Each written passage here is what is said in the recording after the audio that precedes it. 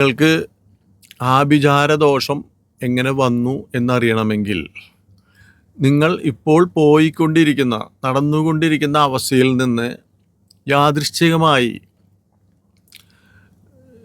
നിങ്ങൾ ഒട്ടും ചിന്തിക്കാത്ത സമയത്ത് നിങ്ങൾക്ക് പല അപായങ്ങളും വരികയും ദുർനിമിത്തങ്ങൾ കുടുംബത്തായാലും അല്ലെങ്കിൽ നിങ്ങളുടെ ജോലി സ്ഥലത്തായാലും അല്ലെങ്കിൽ നിങ്ങളുടെ സഞ്ചാരപഥത്തിലായാലും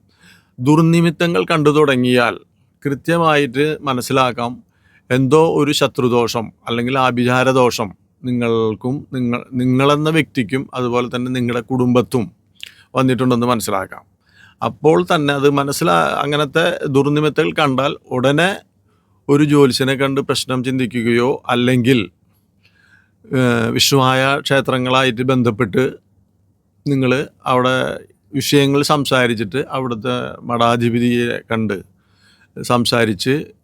അന്വേഷിച്ചറിഞ്ഞാൽ നിങ്ങൾക്ക് അതിന് ഉടനെ തന്നെ തടയിടാനും അതുപോലെ തന്നെ വിഷ്ണുവായ സ്വാമിയുടെ ചൈതന്യം കൊണ്ട് നിങ്ങൾക്ക് അത് നിങ്ങളുടെ കുടുംബത്തിനോ നിങ്ങൾക്കോ ഒരു ഉപദ്രവവും ഇല്ലാത്ത രീതിയിൽ നിങ്ങൾക്ക് മാറ്റാനും പ്രവർത്തിക്കാനും കഴിയും.